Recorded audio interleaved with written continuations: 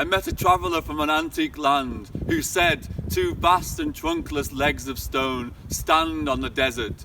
Near them, in the sand, half sunk, a shattered visage lies, whose frown and wrinkled lip and sneer of cold command tell that its sculptor well those passions red, which yet survive, stamped on these lifeless things, the hand that mocked them and the heart that fed. And on the pedestal these words appear: I am Ozymandias, king of kings. Look on my works, ye mighty, and despair. Nothing beside remains. Round the decay of that colossal wreck, boundless and bare, the lone and level sands stretch far away. You may have heard in school that a sonnet is a love poem. This is true in some senses, but the main concern of a sonnet is immortality. It is giving life to what may not have life, to what may lose its life. Of course, everything dies, but the sonnet aims to rescue, to salvage what is lost, to immortalize, to eternize what is lost. The first sonnets were written by Francesco Petrarca in the Middle Ages. Petrarch wanted to immortalize the subject of his poem, Laura. He wanted her to last forever. Shakespeare, for example, in his sonnets, we have, for example, Sonnet 18, shall I compare thee to a summer's day? Thou art more lovely and more temperate. Rough winds do shake the darling buds of May, and summer's lease hath all too short a date. Shakespeare wants to give immortality, to eternize the lover, the mysterious lover that is the subject of his poem. Shakespeare knows that his lover will die, but Shakespeare wants his lover to live on. And we see this in every single sonnet. But until Shelley, the people or the places or the things which the poets wanted to eternize, to grant immortality to, were largely romantic lovers. But actually, Shelley, in his sonnet, a sonnet of course being a 14-line poem, which I'm sure you know, is intending to give immortality to art itself. So this is why we have, and on the pedestal these words appear: I am Ozymandias, king of kings. It's not Ozymandias' cruel, autocratic, despotic, but ultimately vanishing power that Shelley wishes to immortalize. It's the artist's touch, the gentle touch, which bequeathed this monument, which bequeathed this sculpture, which we see related to us in this poem. Of course, even the sculpture will die. Of course, the sculpture itself is fading, but by writing a poem about it, Shelley is salvaging art. Shelley is saying that there is an art that will live on, that will last. Doesn't matter if the material decays. So that's the first thing to note about Ozymandias, that sonnets have always been about immortality, but Shelley is changing radically the focus of the sonnet, and he's not immortalizing the romantic lover, he's immortalizing art itself. A few notes about the language of the sonnet. Petrarch's sonnets have enclosed rhyme structures, so they have A, B, B, A, A, B, B, A. That's the first 8 lines of the sonnet, which is 2 quatrains. A quatrain being a 4-line stanza. In Petrarch, the enclosed rhyme sonnets, the quatrains are always A, B, B, A, A, B, B, A. And then the tercet, the last 6 lines of the sonnet, the sestet, the last 6 lines of the sonnet is more mixed up, is more loose. And in the last 6 lines, in the sestet, we encounter a kind of resolution. So the first 2 quatrains might present a problem to us. They might present a difficulty, a challenge, something that is not quite easy to solve.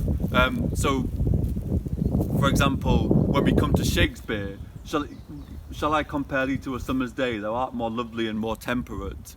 Rough winds do shake the darling buds of May. So Shakespeare poses this problem that even the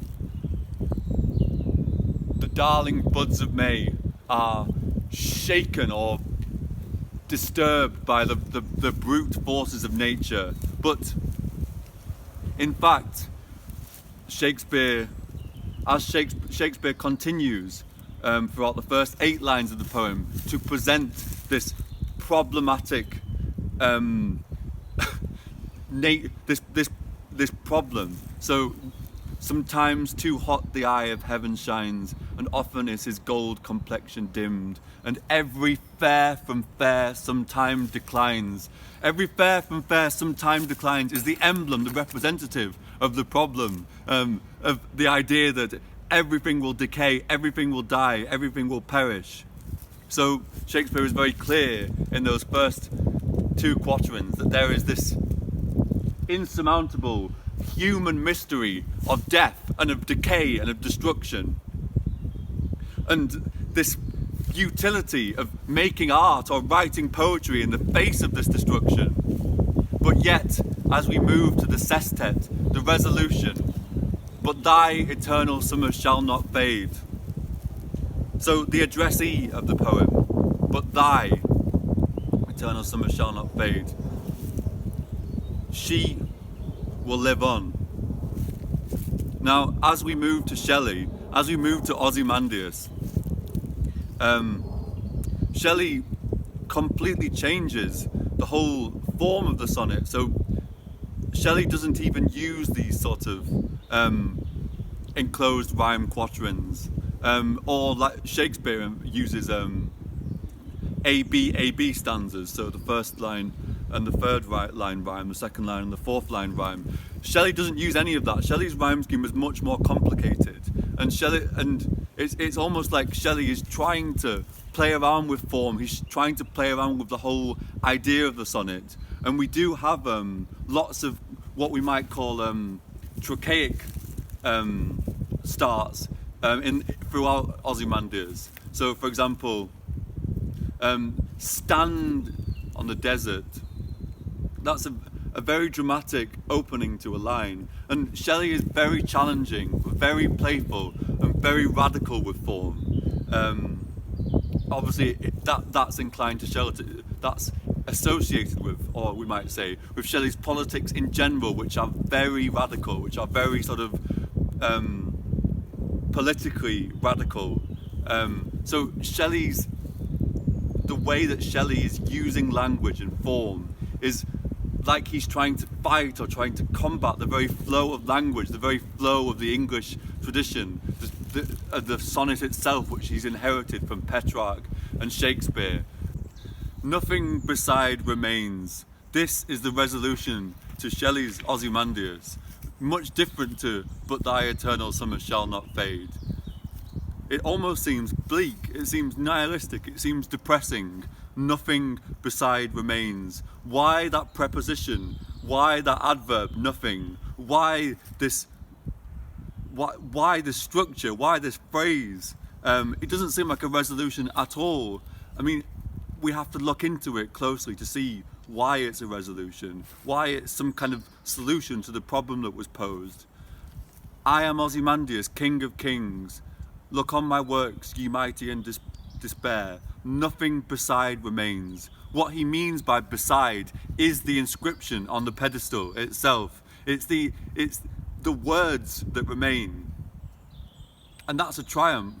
Shelley is saying that poetry is triumphant. Shelley is saying that poetry will outconquer the mere follies, the mere idiocies of human power, of what is inherently and necessarily temporary power. A visage is a heavily ornate term for a face. A shattered visage is almost oxymoronic. A shattered visage, a very highly detailed face, cast into destruction, into the destruction of history, into the decay of history. Okay. That's that bit. The important thing about the poem is not Ramesses II, but it is the interpretation of the sculptor who interprets Ramesses II. His sneer of cold command tell that it sculptor well those passions red, which yet survive, stamped in these lifeless things. The passions only survive in the way that they are read and understood by the artist. Shelley's politics, of course, were fiercely associated with the French Revolution. Shelley was one of the most left-wing figures of his time. Shelley was a vegetarian. Shelley was in all these kind of radical circles. So he was associated with many of the radical thinkers of his day. So clearly the impetus of Shelley's poems is different than the other English poetry tradition that he inherits much of his blah. Shelley was a vegetarian. Shelley was an anarchist. Shelley was expelled from Oxford University for writing a pamphlet about atheism. Shelley was the most fiercely radical figure of his day. Shelley left England to live in Italy because he knew that what he was writing and what he was proposing was controversial. Shelley was disliked and feared by the English literary culture of his time. Shelley, it might not seem to us with our all the radicalism and all the smartphones that we see now, all the free speech that we have now, but at the time there was no real free speech, or there was very little free speech, less free speech than there is now. And Shelley had to leave Oxford University because of his atheism. Now, Oxford University at the time only accepted Anglicans. You couldn't even attend Oxford University if you were a Catholic, and yet Shelley was found publishing atheistic pamphlets. Obviously a very radical and subversive gesture. Yes, and we may notice that in line with Shelley's atheism, that the poem itself doesn't mention God. How does the poem end? The lone and level sands stretch far away. Nature continues. Art, poetry continues. But Ramesses II, who is, of course, Ozymandias, dies. Ozymandias is the Greek name for Ramesses II. Shelley was a Greek scholar and a Latin scholar. There are two tangents. Human power dies, but nature rages on. Some people say that Shelley was a deist. The deists believed in a mechanical God who set the world in motion. Whatever Shelley believed, he was not a conventional Anglican. And God, Christ, is absent from this poem. Christians, of course, believe that the way to immortality is to believe in the immortal Lord Jesus Christ. Where is Lord Jesus Christ in Ozymandias? Shelley may be making a point about kingship in general. Shelley may be making a point about all the absolute monarchies that existed at the time and insisted that they were the king of kings, that they were supreme. Of course, Louis XVI and the monarchy that accompanied Louis XVI may indeed believed in many ways that they were the king of kings. Shelley may be making a point about the folly and the idiocy of the absolute monarchy. Ramesses II was one of the longest rulers in history, one of the longest pharaohs to rule, and yet he is now consigned to nothing. At the time, people must have believed that his reign would have been eternal, but reign is not eternal. Look on my works, ye mighty, in despair. Ye, even in the 19th century, is archaic. It's associated with a different time. The inscription, this inscription clearly was not on Ramesses II's tomb, but clearly this is an inscription that is meant to evoke something archaic, something old-fashioned. Ye is an archaic second-person pronoun, no longer in use. Conservatives believe that the past continues. Conservatives believe that the past is destined to carry on infinitely, that what we have and what we know is thanks to the tradition of our ancestors. Yet there's something very ancestral about this poem, and the fact that, of course, this archaic second person pronoun ye is in this English pronoun is in the poem indicates that Shelley might be talking about England. There's something ancestral and conservative about this poem, and yet this is it's presented as folly. It's presented as sort of a nothing. It's presented as just what it is: merely decay, merely decrepitude, merely destruction. Near the decay of that colossal wreck, boundless and bare, we might think about these lines in terms of how boundless and bare are essentially opposites. They're essentially sort of they eventually evoke different things. Boundless evokes this grandeur, this immensity of space, this hugeness of space, and yet bare evokes this sort of this loss. They're adjectives that contradict each other in their meaning. They oppose each other in meaning. They're almost antonymous in some ways. They're almost opposites. Of course, as well, Shelley, being one of the most radical figures of his time, was also one of the first people to argue in favour of the emancipation of the working classes. Shelley was one of the first people to argue that women should be able to vote, that working class people should be able to vote. In other words, Shelley argued for universal suffrage.